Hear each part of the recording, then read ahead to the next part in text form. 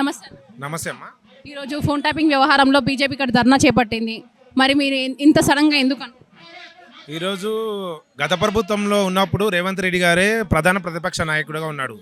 ఆయన ప్రతిపక్ష నాయకుడు ఉండి ఆయనే బాధితుడు. ఆయన చాలా బాధపడ్డాడు ఈ ఫోన్ ట్యాపింగ్ వల్ల. ఆయన కుటుంబం అందరూ కూడా రోడ్డు మీదకి వచ్చి ధర్నాలు చేసిన పరిస్థితి వచ్చింది. ఈరోజు మా భారతీయ జనతా పార్టీ నాయకులు కూడా చాలామంది కూడా చాలా విధాలుగా బాధపడ్డాం. మా యొక్క పార్టీని కావచ్చు, నాయకులను కావచ్చు, చాలా ఇబ్బంది పెట్టింది కేసీఆర్ ప్రభుత్వం. ఈరోజు చాలా స్పష్టంగా ఈ కేసులో ఉన్న వాళ్ళందరి పేర్లు కూడా బయటకు పడుతున్నాయి. భుజంగరావు కావచ్చు, రాధాకిషన్ రావు కావచ్చు, తిరుపతి అన్న కావచ్చు, అందరు కూడా వాళ్ళ పేర్లు చెప్పేస్తుర్రు. ఈరోజు ప్రభాకర్ రావు యొక్క ఆధ్వర్యంలో మేమందరం కూడా ఫోన్ ట్యాపింగ్ చేసినాం.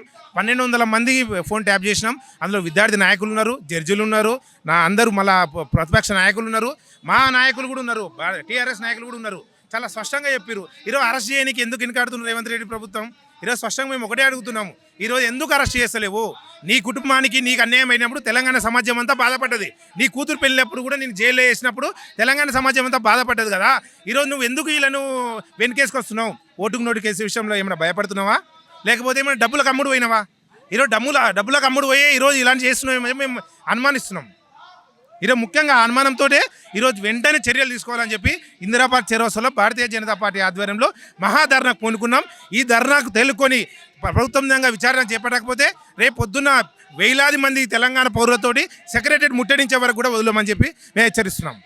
ఇప్పుడు మీ ధర్నా ఇంత గట్టిగా చేపట్టారు, మరి ఇప్పుడు రేవంత్ రెడ్డి తొందరగా వ్యవహరిస్తారా? అమల్లోకి తీసుకుంటాడా? మరి తీసుకోవాలి. ఎందుకంటే ప్రభాకర్ ఒక రిటర్న్ ఫ్లైట్ అమెరికా నుంచి జూన్ 26 తారీఖు ఉంది. ఈరోజు 26 తారీఖు ఇట్లే పొడిగిస్తావు ఈ కేసును? అంటే నీకు ఆధారాలు ఉన్నాయి కదా, కోర్టు ఆధారాలు ఇస్తున్నాయి, వాళ్ళ స్టేట్మెంట్లు ఉన్నాయి, అన్నీ ఉన్నాయి. ఎందుకు యాక్షన్ తీసుకుంటలేవు? సిబిఐ ఎంక్వైరీకి ఎందుకు ఇస్తలేవు? సిబిఐ ఎంక్వైరీకి డిమాండ్ చేయండి. ఈరోజు కేంద్రంలో మా ప్రభుత్వం ఉంది, బరాబర్ 3వ సారి కూడా అధికారంలోకి వస్తాం, అధికారం లాగానే యాక్షన్ తీసుకుంటాం. సిబిఐ ఎంక్వైరీ చేయమనండి. ఈరోజు సిబిఐ వాళ్ళు రాష్ట్రంలోకి ఎంటర్ రావద్దని చెప్పి మీరే చెప్తారు. ఈరోజు సిబిఐ ఎంక్వైరీ చేస్తే ఇందులో ఉన్న దోషులు ఎవరో బయటకు వస్తారు. కేసీఆర్, హరీష్ రావు, కేటీఆర్, అదేవిధంగా సంతోష్ రావు, వీళ్ళందరూ కూడా జైలుకి వెళ్ళాలి. చిప్పకూడు తినాల్సిందే. వీళ్ళందరూ చిప్పకూడు తింటేనే ఫోన్ ట్యాపింగ్ ఒక వ్యవహారం అంతా బయటపడుతుంది. వీళ్ళందరినీ అరెస్ట్ చేసే వరకు రేవంత్ రెడ్డి కూడా సీరియస్ తీసుకోకపోతే మేమందరం కూడా ఒకటే అనుకుంటాం, ఓటుకు నేటి కేసు విషయంలో ఏమైనా కాంప్రమైజ్ అయ్యింటాడు, లేకపోతే కొన్ని వేల రూపాయలకు అమ్ముడు పోయి ఈ కేసు నీరుగార్చే ప్రయత్నం చేస్తున్నామని చెప్పి మేము భావిస్తున్నాం. అందరూ అంటున్నారు ఫోన్ ట్యాపింగ్ వ్యవహారంలో కేసీఆర్ రేవంత్ రెడ్డి ఒకటే అయినారు అని. మరి మేము అదే చెప్తున్నాను కదా. ఈరోజు ప్రభాకర్ రావుని తీసుకురావడానికి రాష్ట్ర ప్రభుత్వం ఎందుకు చర్యలు తీసుకుంటలేదు? అమెరికాలో ఎవరెవరో ఉంటే వాళ్ళందరినీ తీసుకొస్తుంది కదా. ఈరోజు ఈయన ఎందుకు తీసుకొస్తలేదు? జూన్ 26 ఫ్లైట్ ఉంది. సరే, ఇంకో విధంగా ఇంకో 4 రోజులు ఎక్స్టెండ్ చేసుకుంటాడు. అంటే కేసు కూడా ఎక్స్టెండ్ చేస్తాడా? ఈరోజు ఇంతవరకు ఉన్నది కదా. ఇవన్నీ మాయ మాటలు చెప్పి మరిపించడానికే ఈరోజు సోనియా గాంధీని తీసుకొచ్చి ఈ రాష్ట్ర అవతరణ దినోత్సవాలు ఘనంగా చేసి ప్రజలను మాయ మాటలు చెప్పి మరిపించడానికే ప్రయత్నం చేస్తుంది తప్ప ఫోన్ ట్యాపింగ్ విషయంలో రేవంత్ రెడ్డి శుద్ధతీతి కనిపించట్లేదు మాకు ఎక్కడ కూడా. రేవంత్ రెడ్డి వెంటనే చర్యలు తీసుకోవాలి. ఈరోజు దీనిపైన సిట్టు వేసింది కదా, సిట్టు కాదు, సిబిఐ ఎంక్వైరీ చేయాలి.